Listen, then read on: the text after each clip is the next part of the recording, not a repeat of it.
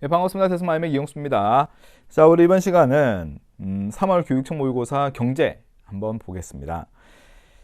자, 우리 경제는 지금 1등급 컷 자체가 그렇죠. 44, 45, 46 정도 그냥 사회문화하고 비슷하게 이렇게 또 나오는 것 같아요. 전반적으로 사회탐구가 전반적으로 1등급 컷 자체가 조금 다 낮게 나오는 것 같은데 자, 올해 그 3월 교육청 문제를 보면 경제는 1등급 컷은 비슷한데 표점을 보게 되면 경제가 조금 높다라는 느낌이 있어요.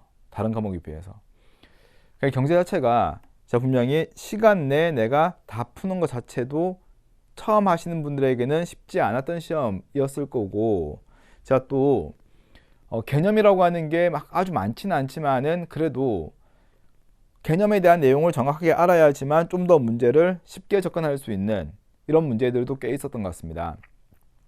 자, 아주 계산이 복잡하거나 이런 문제들은 많이 없었지만은 그래도 보면 이제 다양한 형식의 문제, 뭐 카드라든가 또는 뭐 빙고 같은 형태도 나왔잖아요, 그렇죠? 자, 이런 형태 문제들 때문에 당황했을 수도 있고, 또 뭐 일반적으로 뭐 환율 상승이면 당연히 하락 아니겠느냐라고 했을 때, 뭐 어떤 국가는 A나 B 전부 다 환율 하락의 모습이다라고 하는 것 때문에 실수가 나왔을 수도 있고. 그래서 실수할 부분들의 여지가 분명히 좀 많았던 부분의 문제고 처음 하시는 분들 같은 경우에는 시간 내에 푸는 게 쉽지 않았을 수도 있어요. 하지만 전통적으로 문제가 어려웠던 우리 합리적 선택에 대한 문제라든가 또 국제무역, 비교위라든가 이런 문제들에 대해서는 난이도가 조금 조절된 모습이 보이기도 하는 겁니다. 자, 그러면 저하고 정말 주요 문제만 몇 문제만 좀 보도록 할게요. 자, 먼저 3번 문제부터 한번 보는데, 자, 3번은 외부 효과에 대한 이야기를 합니다. 자, 생산 측면에서 외부 효과가 발생을 했고, 어떤 정책을 실시했더니, 일단 정책을 실시했더니 그 실시한 결과가 가격은 하락하고 거래량은 증가합니다라는 결과가 나온 거야. 그러면, 자, 우리가 이렇게 수요 공급 곡선을 한번 그어봤을 때, 일단 생산 측면에서 외부 효과가 발생했을 때, 긍정적이든지 부정적이든지 결국 움직이는 곡선은 공급 곡선이 될 겁니다. 그렇죠? 여기서는 사적 비용 곡선이라고 이야기를 하잖아.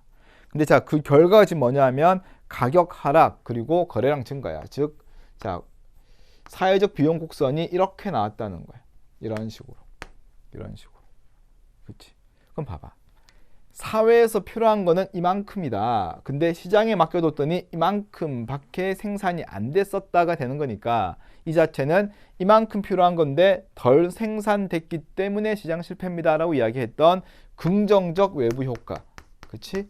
긍정적인 외부 효과 또는 외부 경제를 이야기하고 있는 거야. 괜찮아요? 1번 볼까? 기업에서는 긍정적 외부 효과가 발생하였다? 그쵸? 맞는 거잖아. 자, 다음 두 번째는 기업에서는 사적 비용이 사회적 비용보다. 그러니까 지금 여기가 사적 비용 곡선이라고 보게 되면 여기가 사회적 비용 곡선이다 이렇게 보시면 됩니다. 그래서 결국 긍정적인 외부 효과가 발생했다는 이야기는 마이너스 비용, 즉 편익이 발생을 한 거기 때문에 비용 측면에서는 당연히 줄어들 수밖에 없겠지. 사회적 비용 측면 이만큼, 사적 비용은 사회적 비용에서 외부 비용이 더해지는 건데 여기서는 외부 비용이 아닌 외부 편익이 더해지는 거니까 비용은 줄어드는 효과가 발생하는 거야. 다음 3번.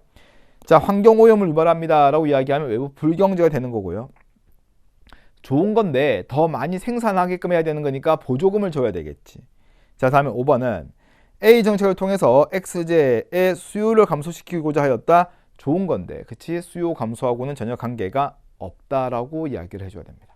그치? 자, 3번은 그래프 하나만 잘 그리고 판단을 해도 충분히 할 수가 있었던 문제. 자, 다음에 4번 한번 볼까? 자, 4번은 기준 연도가 2018년이고 물가 수준은 디플레이터로 합니다 라고 나와 있는 거야. 그럼 자, 물가 수준은 그치? 디플레이터가 되는 거고 그럼 2018년에 GDP 디플레이터는 당연히 100이겠죠.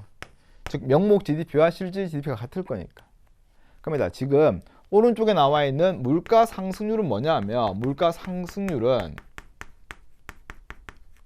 물가 지수의 변화율입니다 라고 우리가 생각을 해줘야 되는 거야. 그치? 그래서 2019년 같은 경우에는 디플레이터 값이 얼마가 된다? 2019년은 이제는 110입니다 라고 이야기하면 되고 2020년 같은 경우에는 여기에서 10%가 감소를 하는 거니까 얼마입니까? 99입니다 될 거고 2021년도 같은 경우에는 여기에 대해서 얼마 증가를 한 거야? 5%가 증가를 하는 거니까 얼마인지 모르겠지만 100보다는 좀 더 큰 값이겠구나 라고 우리가 판단을 해주면 되는 거겠지. 그치? 자, 그럼 기억은 볼게. 2019년도 명목 GDP는 121억입니다 라고 이야기했을 때, 그치? 2019년도 여기잖아? 그러면 자, 실질 GDP 분의 명목 GDP 자, 곱하기 100을 했는데 얘가 지금 얼마인 거야? 110이라는 이야기야. 그치? 그런데 왼쪽에 실질 GDP가 나와 있잖아. 여기가 110이라고 나와 있잖아. 그럼 얘는 어떻게 나오는 거야? 그냥 곱해주면 되지 않을까? 그리고 없애주게 되면 결국 얘는 11 곱하기 11이 되는 거니까 121이 돼야지만 110이 나올 겁니다. 그래서 기억은 맞는 거고요. 다음 리어는 2020년 물가 수준은 2018년보다 낮다라고 했을 때, 자, 2018년도는 100, 2020년도는 얼마? 99. 니언도 맞는 선지가 되겠네. 이렇게. 이것은 2020년에 경제 성장률과 물가 상승률을 같대요. 그럼 일단 물가 상승률은 2020년에 마이너스 10%라고 나와 있는데, 일단 경제 성장률은 실질 GDP의 변화율을 이야기한다고. 그럼 이 말은 110에서 100만큼 감소했을 때 감소율이 10%입니까? 라고 물어보고 있는 건데, 자, 여기서는 110에서 얼마? 10만큼 감소합니다가 되는 거니까 이 값은 10%보다 작게 나오겠죠. 왜? 분모가 100보다 더 크니까. 자, 그래서 얘는 두 개는 같지가 않습니다고만 확인만 해주면 되는 거고. 자, 다음에 리얼은 2021년도 같은 경우에는 봤을 때 디플레이터 값이 100보다 더 크다는 이야기는 실질분의 명목했을 때 뭐가 더 큰 거야? 명목 GDP가 더 커야지만 100보다 더 크게 나올 겁니다. 맞죠? 그래서 리얼이 정답이 될 수가 없어요. 자, 이 정도로 확인해 주면 될 것 같습니다. 자, 다음에 넘어가셔가지고 자, 9번하고 10번 한번 보는데 자, 9번은 실질 GDP의 동일한 방향으로 변동시킬 수 있는 정책을 이야기하고, 자, 여기다 가는 통화 정책입니다라고 이야기합니다. 자, 반면에 여기 나와 있는 나는 재정 정책입니다라고 이야기하면 통화 정책의 주체는 중앙은행, 재정 정책의 주체는 뭡니까? 우리 정부 이렇게 되는 거야. 그치? 자, 그런데 GDP를 동일한 방향으로 변동시킬 수 있는 정책 수단을 이야기하라고 그랬을 때, 봐봐. 일단 GDP를 동일한 방향으로 움직인다는 이야기는 다르게 이야기하면 어차피 통화나 재정 정책은 전부 다 총수요 곡선이 움직이는 거야. 총수요 곡선이 이렇게. 그치? 그러면 총수요 곡선이 움직인다는 이야기는 자, 총수요가 증가를 한다. 총수요가 증가를 하는 거냐, 총수요가 감소하는 거냐를 찾으라는 이야기고. 그치? 그러면 총수요는 민간 소비, 민간 투자, 정부 지출, 총수출을 이야기하는 모습이 될 겁니다. 이렇게. 그럼 우리가 표를 한번 만들어 보게 되면, 자, 기준금리가 인상이 된대요. 금리가 인상이 되게 되면 당연히 민간 투자 줄 수밖에 없을 거잖아. 그럼 여기는 뭐가 들어가야 돼? 여기는 그래, 총수요가 감소하는 거, 왼쪽으로 가는 거야. 그치? 왼쪽으로 일정한 방향이라고 했는데 우리는 증가, 감소를 한번 해보자고. 자, 중앙은행이 대출을 확대합니다. 맞죠? 대출 확대를 한다는 이야기는 시중에 통화량이 많아지는 거니까, 자, 여기는 이렇게 가야 되겠네. 자, 사회 간접 자본의 투자가 축소돼요. 즉 정부 지출이 감소를 하는 거니까 총수요 감소가 되는 거고요. 이렇게. 법인세율이 인하됩니다. 그렇죠? 법인세율이 인하되게 되면 민간 투자가 증가를 할 수가 있을 거니까 총수요는 증가할 겁니다. 소득세율이 인상돼요. 그럼 당연히 민간 소비가 줄 거니까 감소하게 될 거고요. 부가가치세율이 인상합니다. 에다 세율이 인상을 하게 되는 순간 전부 다 뭡니까? 감소하게 되는 거고, 기초생활 보조금이 확대됩니다. 즉 정부 지출이 확대되는 거겠지. 그리고 이를 통해서 민간 소비가 증가를 할 수가 있으니까 이렇게 되는 거예요. 이렇게. 자, 그래서 이렇게 해봤더니 빙고가, 그치, 우리가 3개 나온다는 거야. 이렇게 값이 보니까 어떻게 되는 겁니까? 지금 나올 수가 있는 게 하나 나오는 게 이렇게가 지금 하나가 보이는 거고, 자, 그 다음에 이렇게가 보여야 되겠지. 그치? 왜냐면 이거 안 맞잖아. 지금 이거 안 맞고, 그치? 이거 맞지가 않고. 그럼 여기가 지금 뭐가 돼야 돼? 맞아야 되는 거야. 떨어져야 되는 거야. 그래서 뭐가 돼야 돼? 이렇게가 돼야 되는 거야. 이렇게가. 맞지? 그러니까 만약에 지금 여기를 보고 나서 그러니까 여기가 올라가게 되면 이렇게 만들어지잖아. 그리고 나서 그 다음에 만들어질 게 없어요. 이거 안 맞잖아. 그렇지? 얘가 올라가 버리게 되면. 자, 그래서 자, 우리는 여기도 떨어지는 거, 여기도 총수요가 떨어지는 정책들을 다 찾아내야 된다는 거야. 봤더니.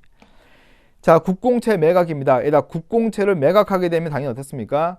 통화량이 감소하게 되겠지. 왜? 내가 국공채 채권을 파는 거니까 중앙은행에서 그러면 시중에 있는 통화량을 흡수하는 꼴이 될 거니까.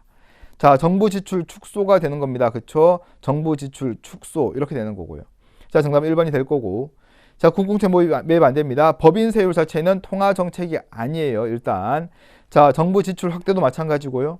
지급 준비율을 인상시킨다라고 이야기하면 감소가 맞는데 공공사업이 확대가 되게 되면 총수요가 증가를 하게 됩니다. 자, 정답이 1번이 될 수밖에 없을 겁니다.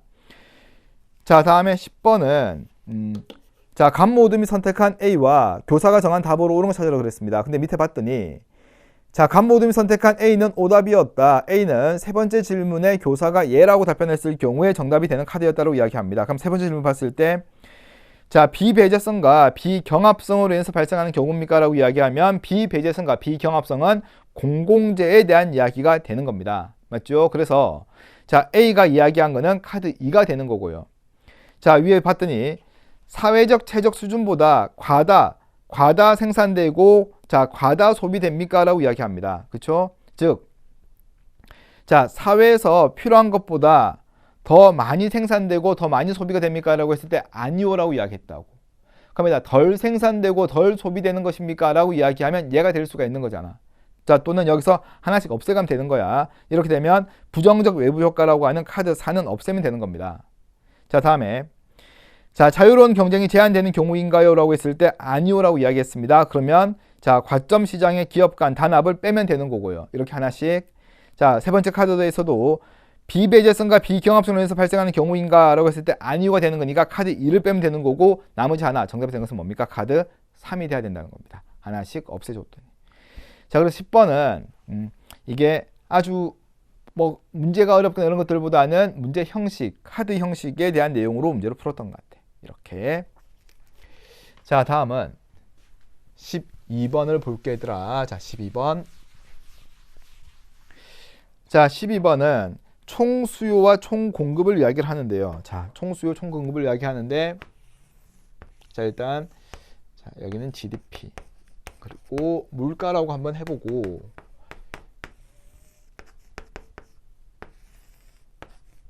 자, 이렇게 그린 상태에서 한번 볼게. 자, 지금 A는 뭐냐 하면 A는 GDP는 변함이 없는데 물가가 올라가야 된대. 그럼 이렇게 가는 거잖아. 지금 균형점이 여기로 가야 된다는 거야. 여기로. 그럼 여기로 가기 위해서는 어떻게 된다? 이렇게 갈 거고 이렇게 가야 되는 거잖아. 즉 뭐냐면 A는 총수요는 증가를 하고 총공급은 감소를 해야지만 A와 같은 경우가 발생할 수가 있는 거고요. 자, 반면에 B는 GDP도 증가를 하는데 물가는 변함이 없다. 그치? 그러면 자, 여긴 거야. 여기로 가야 되는 거야. 그러면 이렇게 갈 거고 자, 이렇게 와야 될 거잖아. 즉 B는 뭐냐면 B는 총수요도 증가, 총공급도 증가를 해야지 B로 갈 수가 있는 거야. 얘들아, 이것만 찾으면 되는 거야. 자, 그래서 1번 안 될 거고 B, 스태그플레이션 말이 안 되죠. 스태그플레이션은 경기 침체가 나타나는 건데. 다음 3번. 민간 투자가 감소합니다라고 이야기하면 총수요가 감소를 하는 겁니다. 맞죠? 그리고 노동 생산성이 상승하게 되면 총공급이 증가를 하는 거니까 말이 안 되는 거고. 4번에 민간 소비가 증가를 합니다. 총수요 증가. 맞네? 반면에 민간 생산 요소 가격이 상승하게 되면 총공급은 감소합니다. 자, 5번에 순수출 증가는 총수요 증가를 이야기한다. 둘 다 뭐야? 총수요가 증가를 해야 된다. 정답은 5번으로 처리해 주면 될 것 같아. 자, 다음은 14번을 볼게요. 자, 14번은 미국 달러화에 대한 각국 통화의 환율을 이야기하는데요. 자, A는 지금 뭐냐면 A는 각국 입장에서 봤을 때는 1달러가 만약 각국 통화 어떤 금액이었는데 더 커졌다는 이야기는 환율이 올라갔음을 이야기하는 거야. 그치? 자, 각국은 각국 통화 대비 달러화 대비 각국 통화의 환율이 올라간 모습이고요.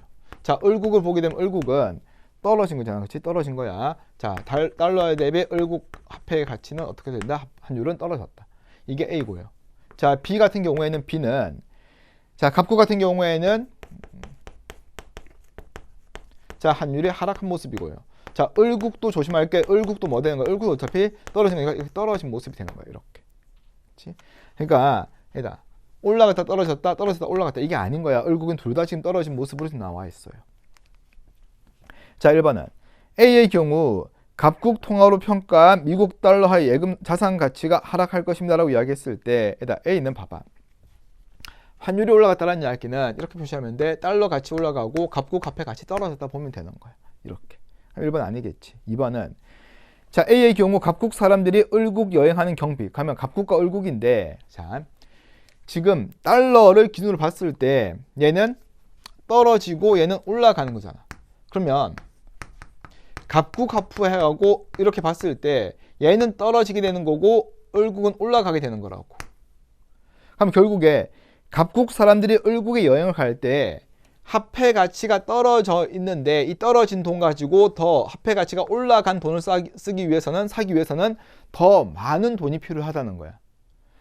갑국 화폐 가치가 떨어진 거야. 이 돈 떨어진 화폐 가치를 가지고 다른 나라 여행을 갔을 때는 당연히 더 많은 돈을 지불해 줘야지만 그 돈을 쓸 수가 있겠죠. 자, 그래서 정답은 2번이 될 거고요. 자, 3번은 B의 경우에 을국 기업은 부담이 증가한다고 그랬습니다. 자, B를 봤을 땐 어떻습니까? 어때? 올라간 거잖아. 그러니까 화폐 가치가 낮은 지역의 물건을 사오게 되면 어떻다? 을국은 부담이 감소한다. 4번에 B의 경우에 환율이 하락합니다. 자, 환율 하락하게 되면 당연히 수출은 떨어지지. 왜냐하면 자, 수출품의 달러화 표시 가격이 올라가는 거기 때문에 결국에는 자, 수출은 감소한다. 5번은 자, 갑국 통화 가치는 하락한다 그랬는데 보니까 어때? 여기는 하락, 여기는 B는 상승 이렇게 되는 거니까 자, 정답은 2번 처리해 주면 될 것 같아요.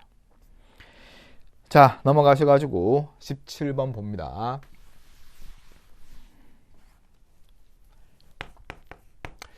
자, 우리 17번 같은 문제는요.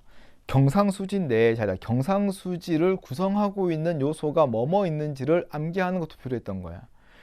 자, 상품 수지, 서비스 수지, 본원 소득 수지, 마지막에 간 뭡니까? 이전 소득 수지 이렇게 되는 거야. 이게 경상수지 4개를 구성하고 있어요. 자, 다음에 1번은 자, 해외 투자, 직접 투자가 아닌 여기에 대한 배당금이잖아. 암기를 해야 된다. 자, 해외 투자에 대한 배당금은 본원 소득 수지에 해당합니다. 자, 그러니까 이전 소득 수지는 아니겠죠. 이전 소득 수지는 구호금 이런 것들을 이야기하는 거고요. 자, 두 번째, 갑국에 지식재산권 사용료가 포함된 항목. 재산권 사용료가 포함된 항목은 서비스 수지입니다. 암기를 해주세요. 자, 지급액보다 수취액이 더 많다라고 이야기했을 때 수취액이 더 많다라는 이야기는 흑자를 이야기해주고 있는 거잖아. 어때? 흑자가 되는 거니까 정답은 2번. 다음에 3번은 갑국이나 을국은 전부 다 경상수지가 흑자입니다. 경상수지가 흑자라는 이야기는 자, 시중에 들어오고 있는 그렇죠. 달러의 양이 더 많아지는 거. 우리나라 입장에서는 즉 통화량이 많아지는 형태가 되는 거라고. 그렇지? 일단 수출을 많이 하게 되면 당연히 들어온 돈이 많아지게 되는 거고 수입을 많이 하게 되면 나가는 돈이 더 많아지는 거잖아. 통화량이 많아진다는 이야기는 물가가 상승하는 요인이 되는 겁니다. 다음에 4번은 자, 재화 수출액이 더 많다라고 했을 때 물어본 거는 자, 을국의 상품 수지 흑자 규모가 더 크다. 그러니까 수출액이 더 많지 않느냐. 자, 그런데 결국에 상품 수지의 흑자라는 이야기는 수취액에서 지급액을 뺀 거잖아. 그치? 또는 수출액에서 자, 수입액을 뺀 이게 바로 자, 우리는 상품 수지라고 보면 되는 거야. 상품에 대해서. 단순하게 흑자 규모가 더 크다고 해서 수출 금액이 더 크다고 볼 수가 없는 이유가 수익 금액이 더 작을 수도 있는 거고, 그치? 자, 이런 경우도 있는 거기 때문에 흑자 규모가 더 크다고 해서 해당하는 수출액이 더 크다라고 단정을 지어서는 안 된다. 다음에 5번은 자, 빼기 해주면 되는 거잖아. 그치? 흑자 규모는 같지가 않은 것도 쉽게 확인이 될 것 같아요. 자, 다음에 19번은 자, 산수 문제가 되는 건데요. 산수 문제가 되는 건데 일단 정답은 5번부터 한번 봐봐. 자, 근로소득이 자 한번 줄 쳐봐. 경상소득에서 차지하는 비율 하게 되면 경상소득에서 차지하는 비중이니까 비경상소득은 빼야 될 거잖아. 그러면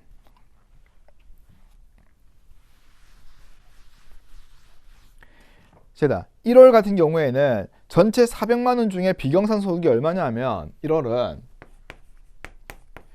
전체 400만 원 중에 10%가 비경상소득이야. 이 말의 의미는 그럼 경상소득은 얼마다? 360만 원이구나 라고 이야기를 하고 분모에 해당하는 게 400만 원이 아니고 360만 원이 돼야 되는 거야. 자, 360만 원에서 근로소득은 전체 근로소득은요. 전체 400만 원 중에서 45%거든요. 그럼 이 말은 얼마냐면 180만 원이라는 뜻이에요. 즉 전체 소득 중에선 45%지만 경상소득 중에서 얼마? 경상소득 360만 원 중에서 180만 원이 차지하고 있는 비율은 얼마입니까? 정확하게 전부 다 딱 50%가 나와야 될 거라고 이렇게. 자, 그런데 2월 같은 경우에는 비경상소득이 없어요. 맞죠? 그러면 자, 전체 600만 원 자체가 경상소득이 되는 거면 근로소득은 얼마입니까? 600만 원 중에서 50%. 어때? 똑같이 50%가 되는 거니까 정답은 5번이 되는 거라고. 그래서 이게 이제 뭐 이 말 자체가 지금 의미하는 게 이 문제가 의미하는 게 특별하게 다른 게 있는 게 아니고 분모에 대한 값을 잘 보는 개념적인 부분에 대한 것도 있지만은 자료 분석이 아주 기본에 해당하는 분모를 너 정확하게 보고 있느냐를 묻고 있는 문제라고 생각하시는 게 좀 더 좋을 것 같아요. 이런 문제들은. 자, 1번은 비정기적이고 일시적입니다라고 이야기하면 10%만 봅니다. 40만 원 돼야 될 거고, 자, 은행 이자가 포함이 됩니다라고 이야기하게 되면 자, 우리는 재산소득을 보는 겁니다. 600만 원 중에서 자, 얼마입니까? 15%가 되는 거고요. 자, 사업소득은 400만 원 중에 30%, 600만 원 중에 20%니까 똑같이 120만 원씩 돼야 되겠네. 자, 그래서 정답은 5번 이렇게 해주면 될 것 같아요. 자, 마지막에 20번 한번 볼게. 자, 우리가 20번은 비교의 문제 중에서는 좀 수월하게 문제가 나왔는데, 자, 문제를, 그치? 자, 갑국은, 자, 이렇게 좀 되어 있고요. 자, 을국은 이런 식으로 좀 되어 있네. 이게 을국, 그치? 여기는 갑국, 이렇게 되어 있네. 그리고 여기는 50개, 60개가 되고, 여기는 Y제, 여기는 X제, 그리고 여기는 30이고 80입니다. 우리 첫 번째, 비교 우위에 있는 상품을 구할 때, 기회비용을 다 구해도 되지만은 이렇게 구해도 돼요. 자, 이 값하고 이 값을 크로스로 곱합니다. 그리고 이거하고 이거를 곱해서 더 크게 나오는 쪽에 비교 우위가 있다고 보시면 됩니다. 이게 나중에 제가 강의할 때 팁으로 계속 이야기하겠지만, 그러면 결국 봤더니 동그라미 곱한 거는 4,000, 그치? 여기는 1,800이니까 갑국은 어디에? 갑국은 Y제, 을국은 X제의 비교 우위가 있구나 라고 판단하면 되는 거예요. 자, 1번 볼까? 그래서 2번은 답이 안 된다. 2번은 을국은 X제거든. 이렇게 선지를 하나 바로 날릴 수 있으면 좋고. 자, 1번은 X제 하나에 대한 생산의 기회비용은 Y제 5분의 3입니다 라고 했을 때, 봐봐. 갑국은 X제 하나 포기하면서 포기하는 Y제는 5분의 3이 아니고 3분의 5개를 포기합니다. 자, 3번은 교역 후 갑국의 소비점이 A라고 이야기합니다. 자, A는 지금, 자, A는 자, 여기 어딘가에 있는데요. 여기 어딘가에 있는데 여기는 30개래요. 30개고 여기는 똑같이 24개 이렇게 되어 있거든.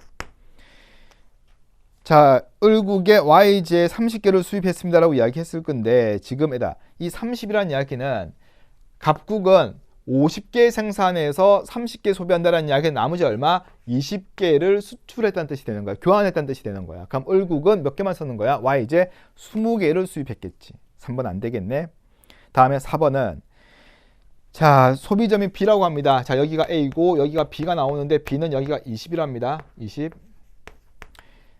자, XJY 교환 비율은 4대 5입니다 라고 나와 있는 거야. 그치? 그러면 봐봐. B란 이야기는 지금 XJ 몇 개 준 거야? XJ 30개를 주고 YJ 몇 개 받아온 겁니까? YJ 24개 받아온 꼴 아닌가? 그치? 이렇게 된 거 아닌가? 자, 그래서 소비점이 B라고 이야기했을 때는 자, 그죠? 내가 바꿨네. 미안. 자, 갑국은 YJ니까 YJ 몇 개? YJ 30개를 주고요. X제 몇 개 받아왔습니까? 24개 받아왔죠. 왜냐하면 내가 지금 20개 소비하고 있다는 이야기는 30개 준 거니까. 즉 그래서 X제와 Y제 교환 비율은 몇 대 몇입니까? 이거 나누면 4대 5입니다 라고 이야기하고 정답은 4번. 자, 마지막에 5번은 자, B일 때보다 A일 때 교환 비율이 을국에 유리하다 그랬을 때 얘들아, A일 때는 누구한테 유리합니까? 갑국이 더 유리하겠죠. 왜냐하면 덜 주고 Y제를 덜 주고 X제는 똑같이 24개를 받아오는 거니까. 자, 갑국에서 유리한 게 뭐다? 갑국이 A가 더 유리한 겁니다. 그렇죠? 더 유리한 거야. 왜냐하면 A는 20개 주고 24개 받아오는 거거든. 자, 여기는 B는 30개를 주고 24개를 받아오는 거니까. 자, 이런 식으로 정리를 해주면 될 것 같아요.